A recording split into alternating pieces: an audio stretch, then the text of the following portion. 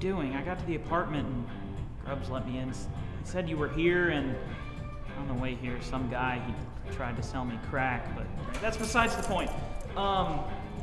What are you doing? Dude, you said you were coming to film Iron Claw 2. We've been training. Yeah. Iron Claw 2. Yeah. You know, like the sequel? We all loved the movie. Yeah, we love the movie. That's why we're gonna make Iron Claw the movie review. Oh, that actually makes a lot more sense. Yeah, we screwed that A whole up. lot of sense.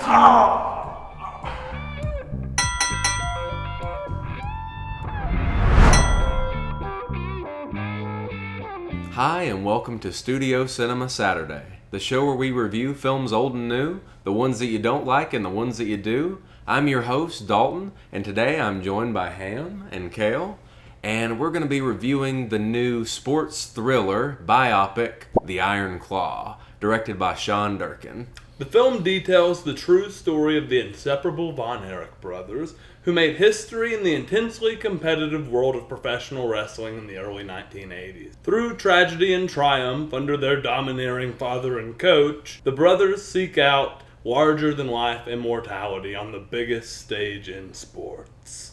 The brothers are played as follows: Zac Efron as Kevin, Harris Dickinson as David, Jeremy Allen White as Carrie, Stanley Simons as Mike. Their father, Fritz, is played by Holt McCallany. Their mother, Doris, is played by Mara Turney. Kevin's wife, Pam, is played by the wonderful Lily James. So let's go ahead and start with some general thoughts about the film. Without getting into spoilers, how did you guys like the movie? I liked it a lot. I liked it probably more than the most films that I saw in 2023. Even though it wasn't one of my favorites of the year, I really appreciated it. I loved the way that it was shot. I loved getting to learn about the true story of the Von Erich brothers and the performances that were given. I thought it was a really solid movie overall. 2 words: beautifully sad. Beautifully just because it's a well-shot movie and it has really good themes, and sad because through triumph and tragedy, as Kel said during the log line. 2 thumbs up for me. It has a lot of emotional heart that comes off. You see a film that really shows the love people have for each other, while also outlines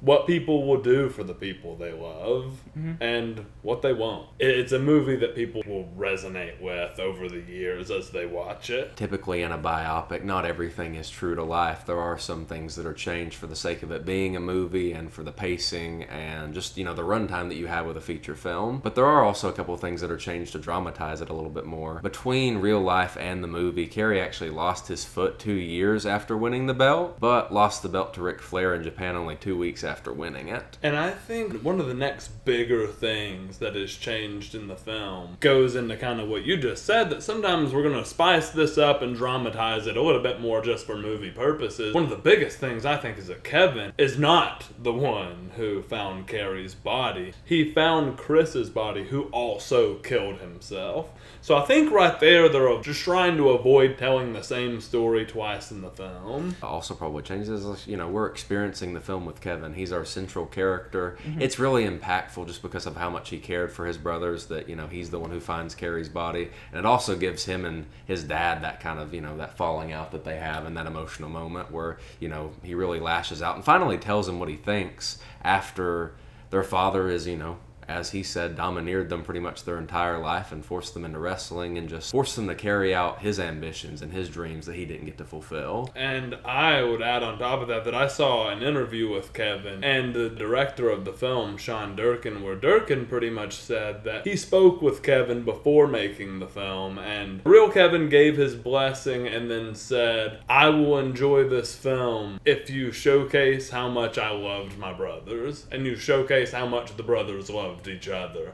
And I think they, 1, did a wonderful job at doing that, and 2, it speaks to the volume of the emotion that courses throughout the film. It's the relationship of those actors that really carry it. You've got this really great ensemble cast. You have all of them. You've got some bigger names in this film, especially now with Jeremy Allen White and the Bear, and everybody knows Zac Efron. And Zac Efron does one hell of a job. Yeah. He really does. Not only with the preparation for this film and the way he's transformed his body. I believe it was 40 pounds of muscle or something along those lines that he put on. I mean, he looks Crazy. unreal. He looks bigger than the real Kevin. Huge props to the entire cast for getting in the shape that they got in just to portray these characters truly. It just speaks volumes to what they did and accomplished. I loved their takes on the characters. But we can't look over Lily James, although I don't think this is too far out of the ballpark of roles that she's played in the past. I mean, she really does play this southern bumpkin, perfect pairing for Kevin. And, they have this beautiful relationship that very much contrasts and juxtaposes their father, Fritz von Erich's just kind of toxic, masculine presence in the relationship with his wife, even though they do have their happy moments, and it does seem like they have an okay relationship. At the end of the film, after the death of Carrie and Mike, she actually has an opportunity to paint. And that's something that she talked about in the beginning of the film. There's this painting of the cabin that she grew up in, and they don't really talk about it. Mike asks about it. This passion that she had got sidelined for these motherly, just kind of domestic, also Christian. There's lots of Christian imagery. Not going to say that it's all necessarily that, but you just have all these symbols of this conservative household. And Kevin kind of breaks away from some of the toxicity that can be associated with some of those ideals. I think part of Kevin breaking away is maybe it's not even breaking away from those ideals, but breaking away from his father. Yeah. In a way. Which is what he was breaking away associated from with. Almost like the true Iron Claw of the movie. Right. Which was his father over all the sons. And Kevin had to take care of his own family now. It's like he wants to take care of all his family, and he has his family now. Their dad was kind of all about, you gotta be with the family. And it's like at a certain point, we get to see... It's toxic to be with the family? It's toxic to be with the family, not only because of their father, but because Kevin has a family of his own. Like, we see that scene after one of the funerals where his wife's like, you gotta come home now. It was disrupting his relationship with his wife. Like, we have a kid and another one on the way. It's a rough scene. The most obvious thing is just, the deaths of the three brothers throughout the film. The influence of their father, even though in the film, this very initial scene that takes place in black and white, which I love, they're poor, right? They're struggling financially, and he buys the car.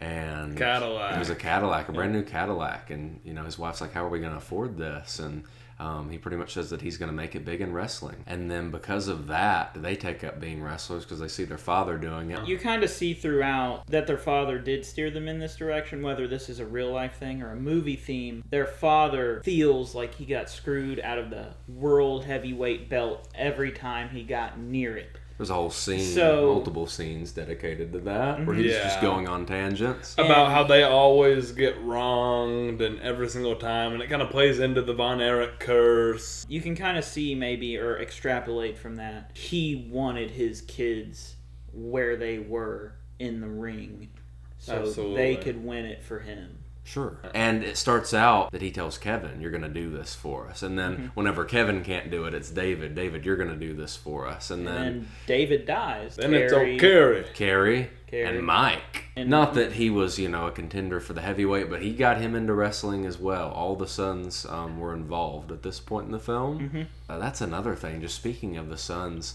multiple times in the film, and like very early on, he's ranking them. Right there, that's just, immediate red flag for Fritz von Erich. This man is cruel enough to rank his sons at the dinner table. He wasn't above playing favorites. That is something you can see immediately in that part when he's like, Kevin, you're going to be the world heavyweight champion. You just got to do this one fight, and it'll determine whether you get the chance. And Kevin gets the wind knocked out of him pretty well, and he has a hard time getting up at some point. And you're like, oh no, but he does, and he finishes the fight out well. And then that's when, at the end of that fight, David comes in, of course, and gets on the mic. In the locker room after that, you can see the tone of his dad has changed. It's no longer, Kevin, you got this. I saw you out there. You got up late. He commends David for taking over the microphone and doing well. Yeah. Whenever he gets, he takes a pretty crazy... He throws him out of the ring, and he falls on the concrete. Yeah. Like, he takes a crazy fall. And back to Zac Efron's really good acting. He's just sitting there like... It's that pain where you hit something... and you can't move, and you can just kind of like groan and try to breathe. I really connected with that injury right there. Falling flat onto your back from that height onto a hard surface. I've fallen out of a tree from about like 8 feet, and like I couldn't move. Like I see his own immobility, and I'm like, that's realistic. Like, dude is gonna have to take a second. Yeah, and it kind of speaks to the fact that they trained for they did wrestling training for 3 weeks on top of about 3 months of weight training. So they were ready to shoot this film. To segment into the cinematography just a little bit, I think they shoot a lot of this film with a lot of intention.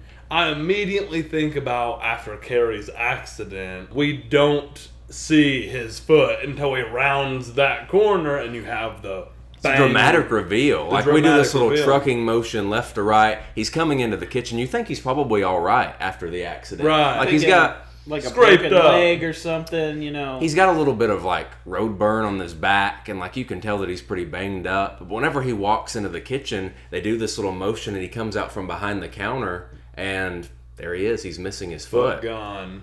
My favorite shot in the film is the dash cam when Kevin is driving to go find Carrie. It looks like a typical dash cam shot. You would think we would cut out of it when the car stops, but it holds until we see Kevin come to the front of the car, and then it pans out the window to see him running to go find his brother's Very body. dynamic. So dynamic. One thing that's very apparent about this movie is its visual style. It's got this very soft look. We're primarily shooting on telephoto lenses. It feels like a movie of the time. You know, we're kind of in deep focus. We have these kind of swooping, panning tripod shots, but also some moving. Like, it's just a great variety. It looks beautiful. Whenever I think of beautiful cinematography, I think of Kevin running through the field at full speed. Like, that's just such a beautiful shot. And something I love, there's almost like a distinction in the movie visually between the more domestic stuff that's going on and when they're filming in the ring. True. Like, when they're filming in the ring,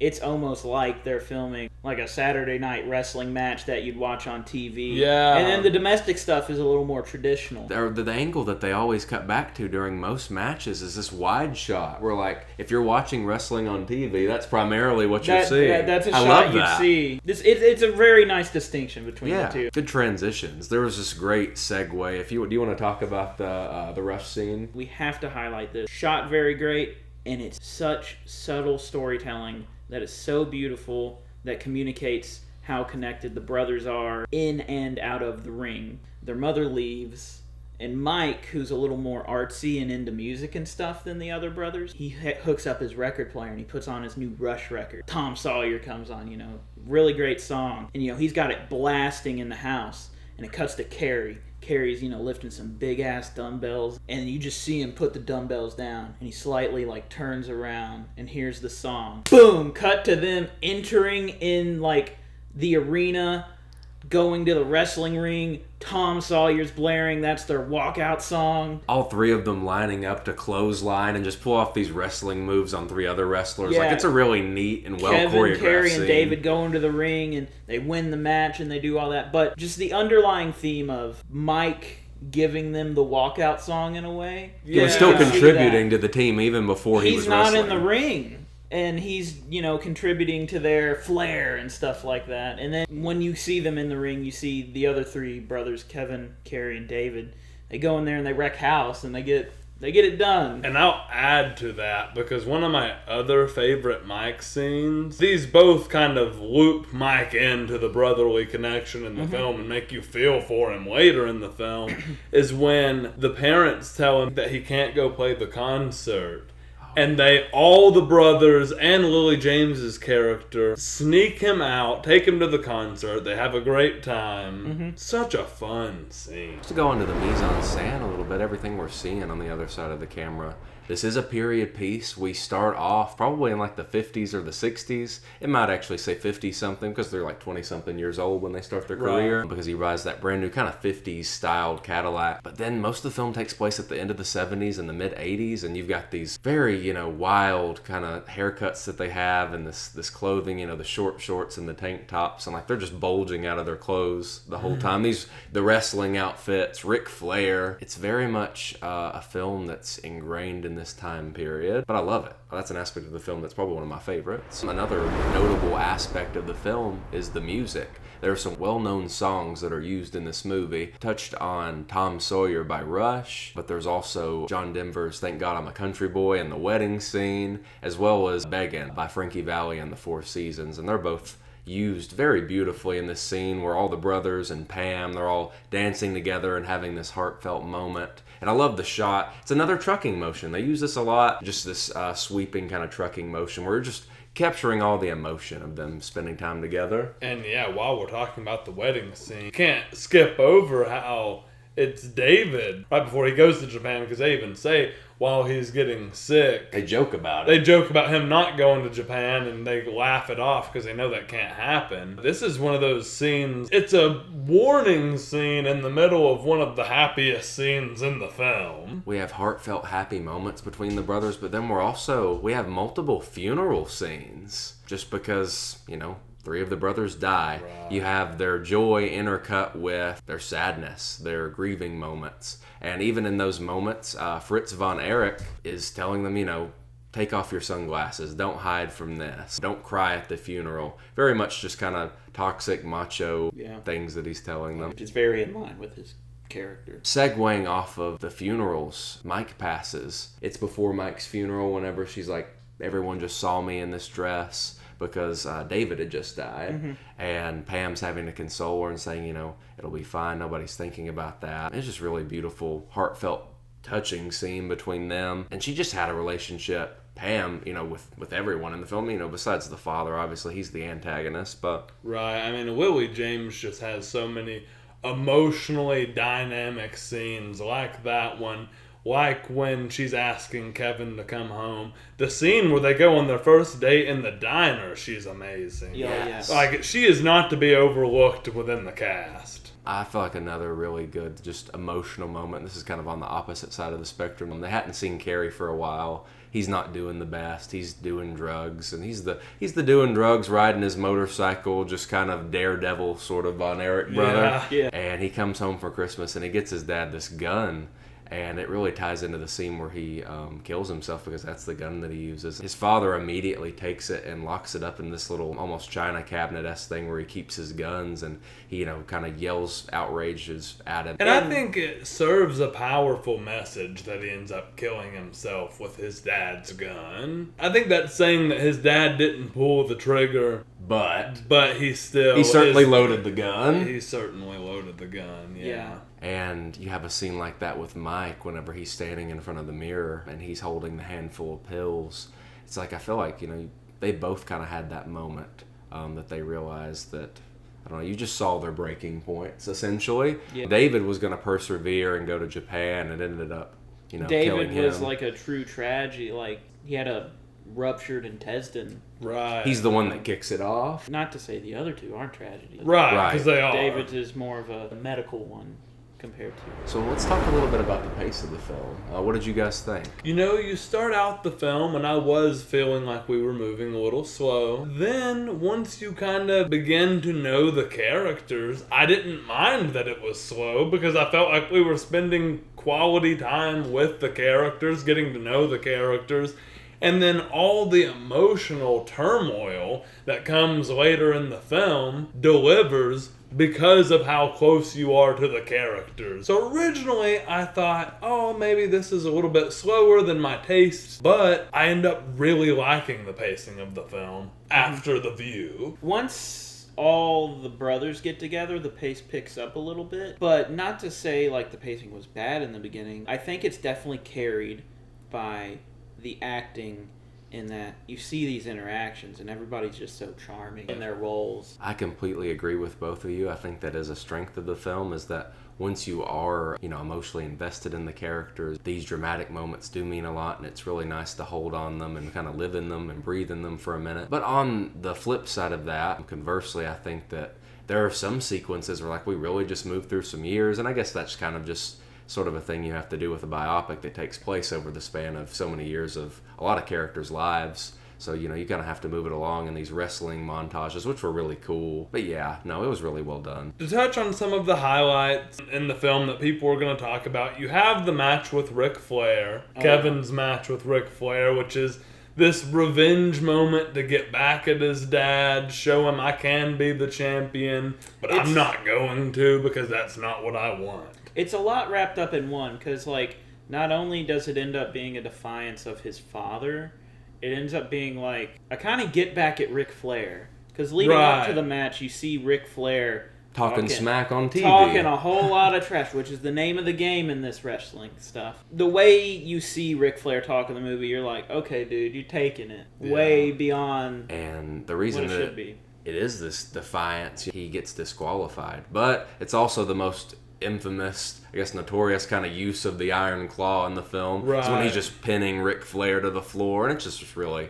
cool scene. To end off the kind of highlights section, a scene that really impacted me, it's essentially the ending of the movie. Kevin has buried all his brothers, basically. He's just with his family. He's got 2 sons, and he's got another on the way. It seems like they're having a nice day together. His wife is gardening. It cuts to Kevin, and Kevin is just sitting out on his front lawn, basically, watching his 2 kids play football. And it starts off kind of an overhead.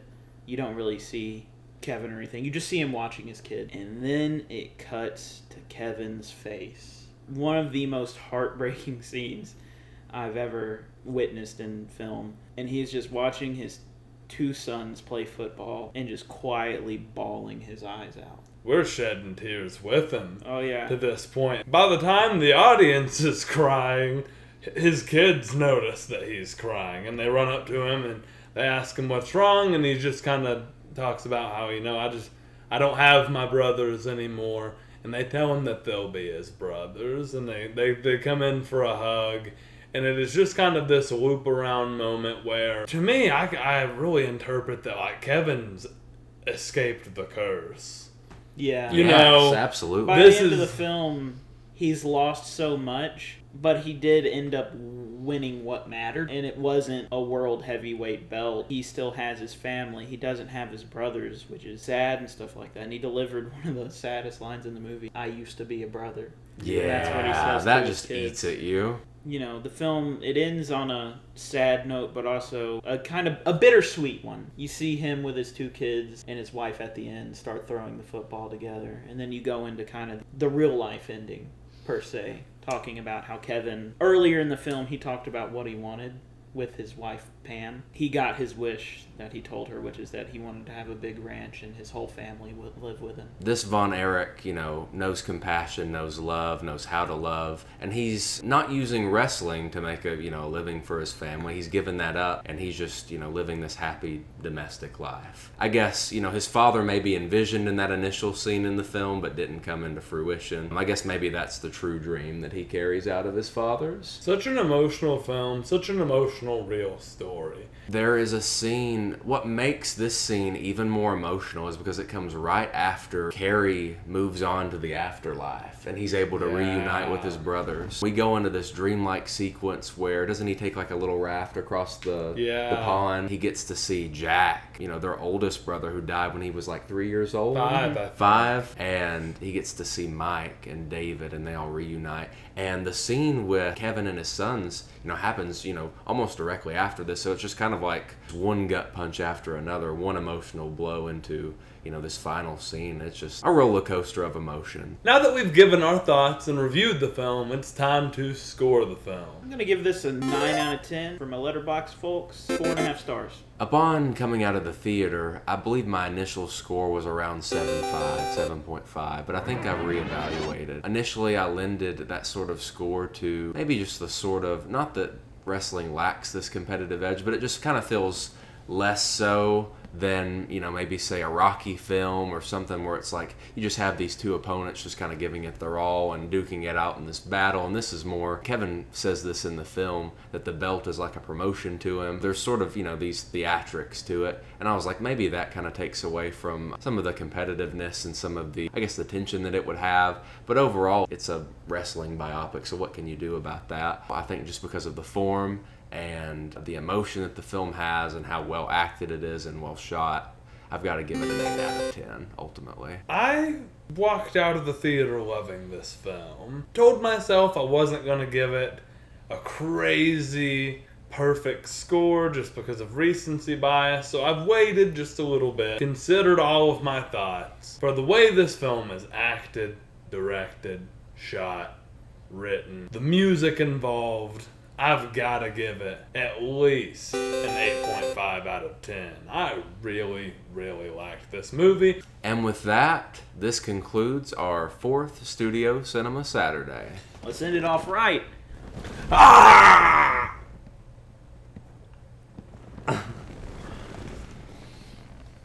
They're both iron claws, man.